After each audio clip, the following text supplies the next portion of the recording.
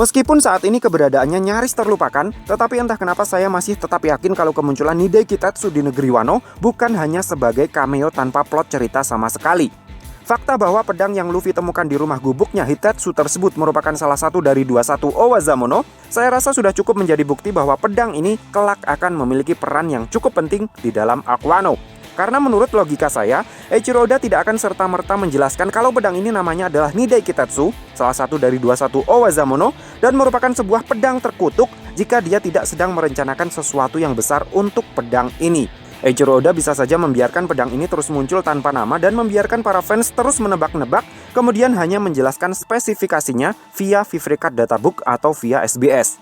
Tapi nyatanya tidak. Eiichiro Oda justru langsung menjelaskan deskripsi lengkapnya di dalam cerita manga pada kemunculan perdananya dan dijelaskan langsung oleh keturunan asli sang empunya, Tenguyama Hitetsu, yaitu pada manga One Piece chapter 912.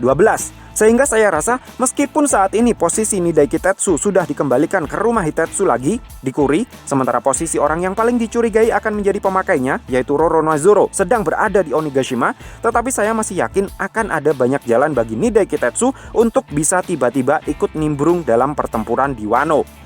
Di mana salah satu jalan yang sudah terang-terangan dibuka oleh Eiichiro Oda adalah dengan menjatuhkan Luffy dari atas pulau Onigashima. Saat ini posisi Luffy sedang berada di dalam kapal selam Polar Tang dalam rangka isolasi mandiri. Sementara pulau Onigashima terus melanjutkan perjalanannya untuk meneror ibu kota, tidak peduli saat ini sedang berlangsung PPKM darurat atau tidak. Setelah masa iddahnya selesai, Luffy pasti akan segera mencari cara untuk bisa kembali lagi ke atas pulau Onigashima untuk menantang ulang Kaido. Banyak cara untuk Luffy bisa segera kembali ke atas pulau Onigashima, misalnya dengan berubah ke mode Gear Force, lalu langsung terbang menuju Onigashima melalui jalur udara, atau justru memilih jalur darat dengan berlari menyusuri daratan Wano sambil mengulur-ulur durasi. Saya pribadi memprediksi kalau Luffy nantinya akan lebih memilih jalur darat ketimbang jalur udara.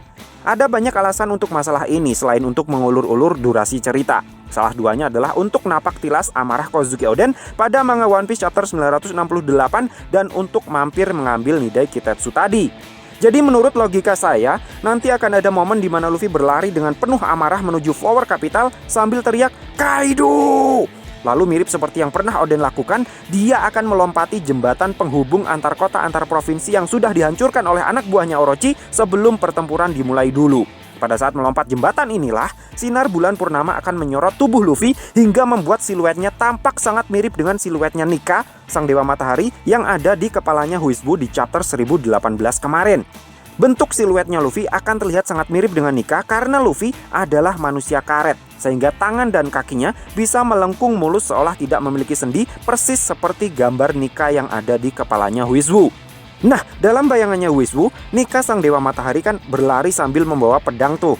Jadi untuk membuat reka ulangnya Luffy ini terlihat makin sempurna, Luffy juga akan butuh sebilah pedang. Maka sebelum berlari membabi buta menuju Flower Capital nanti, Luffy akan mampir dulu ke desa Amigasha untuk sekali lagi mengambil Nidai Kitetsu tanpa permisi. Mungkin Luffy tidak benar-benar tahu di mana lokasi desa Amigasha, tetapi takdir mungkin akan membuatnya sedikit tersesat dan sampai di sana. Lalu secara instan tercetuslah ide di kepala encernya untuk kembali membawa Nidai Kitetsu yang keberadaannya kembali mengeluarkan aura-aura yang bisa dirasakan oleh Ken Bunshoku Hakinya Luffy yang membuat si manusia karet ini tergoda untuk menculiknya kembali. Tidak perlu alasan yang rumit-rumit untuk Luffy hingga sampai kepikiran untuk membawa Nidai Kitetsu kembali. Sama dengan sebelumnya, alasan Luffy mengambil Nidai Kitetsu untuk kedua kalinya hanyalah karena dia ingin terlihat seperti seorang samurai betulan. Mungkin Luffy akan berpikir, jika dia tidak ingin kalah lagi melawan Kaido untuk menyelamatkan negerinya para samurai, maka dirinya harus terlihat seperti seorang samurai betulan.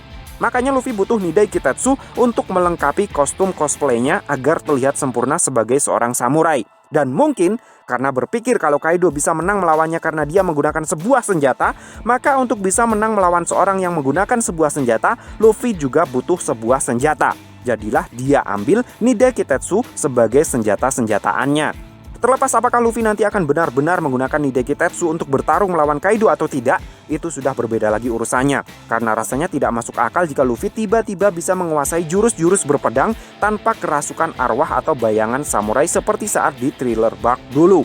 Mungkin untuk sesaat, hanya untuk plot lucu-lucuan, Luffy akan mencoba menggunakan Nidai Kitetsu untuk menghadapi ayunan gada besinya Kaido. Tapi bukannya terjadi adegan keren seperti saat Roger bentrok dengan Shirohige, Nidai Kitetsu yang diayunkan oleh Luffy justru akan langsung terlempar dan jatuh entah kemana. Jatuh ke dekat Zoro yang baru saja kehilangan Sandai Kitetsu mungkin. Namun yang pasti, gara-gara dibawa oleh Luffy inilah, Nidai Kitetsu pada akhirnya nanti akan mendapatkan peran penting dalam misi pembebasan negeri Wano. So, piye menurutmu cah? Terima kasih sudah mampir ke channel kami. Jangan lupa like, share, dan subscribe jika menurut kalian video-video kami cukup menarik untuk ditonton. Sampai ketemu lagi dalam video kami yang berikutnya. And matur nuwun.